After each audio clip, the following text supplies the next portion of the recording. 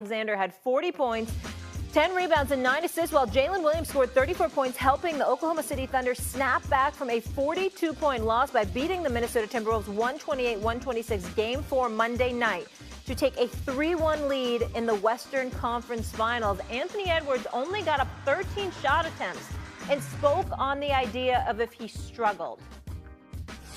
I don't look at it like I struggled or he struggled. They had a good game plan, making us get off the ball.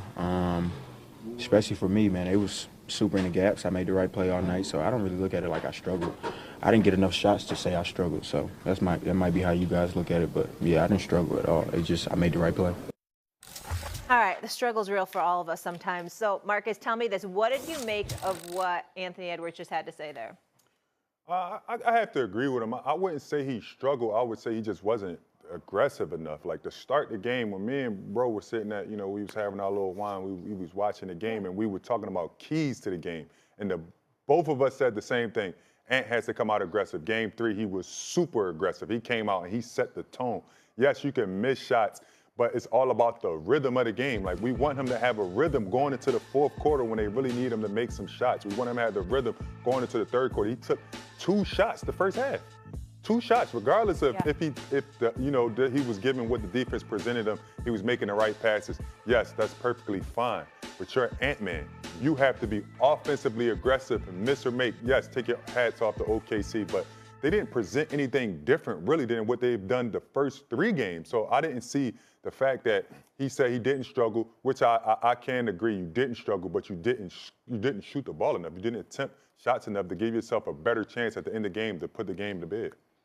I think I disagree with that. I think he did struggle. When you shoot 1 for 7 from the three-point line, that's struggling. When you only allowed to get, or you're saying you tried to find your team, but only getting up 13 shot attempts, that's considered struggling. You're a guy that averaged 30 in this playoff series. You played 30 minutes last game and you had 30. I didn't see them do anything different than what they've been doing, being a great defense they already was. Y'all hung 143 up on them last game.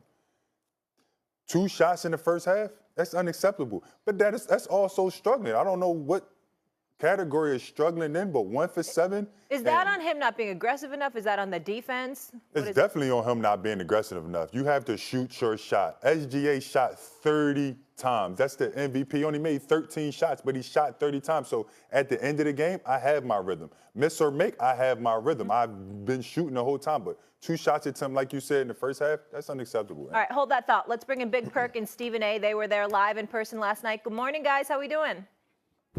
Good morning, Molly. Good morning, Molly. Morning.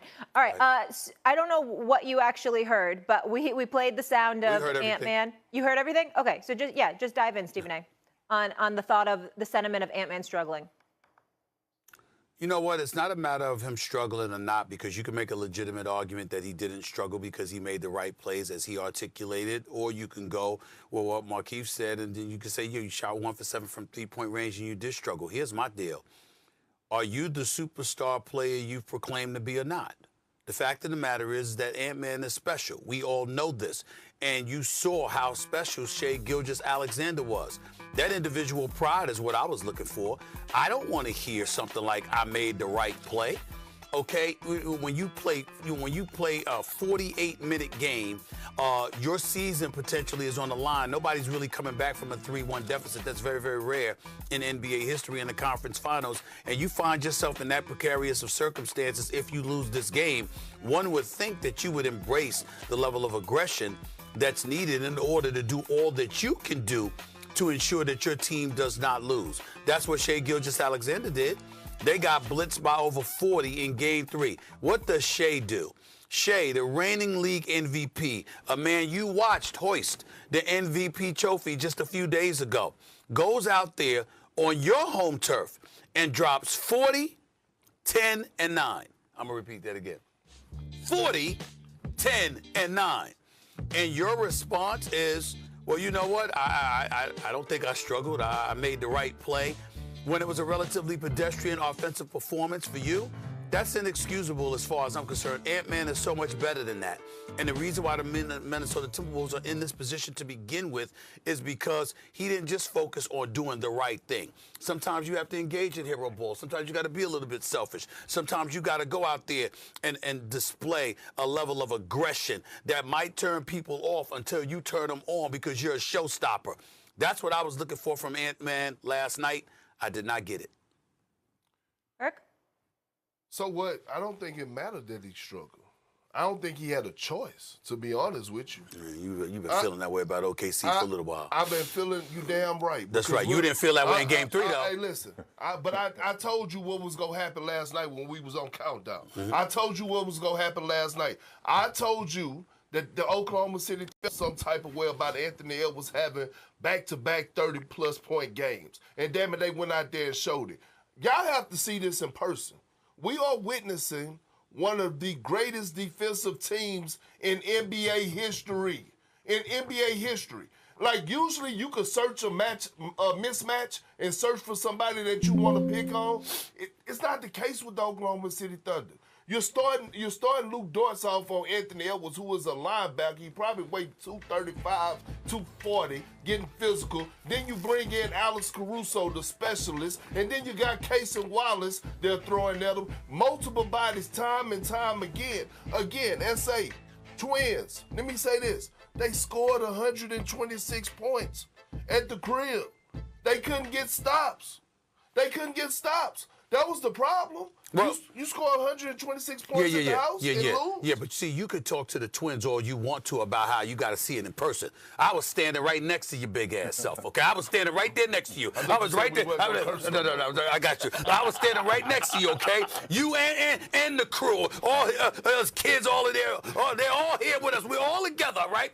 So we're sitting up there, and I said to you, how in God's name can you justify Ant-Man attempting 2 shots in the first half? There is nothing I don't give a damn about how good Alex Caruso, Casey Wallace is, Lou Dort, the linebacker, masquerading as a basketball player because the brother's a linebacker. That's how big and strong this brother is. I don't care. You're Ant-Man, Anthony Edwards. You attempt more than 2 shots and a half of a conference finals game. Now, if you're talking to me about makes and miss, I get you.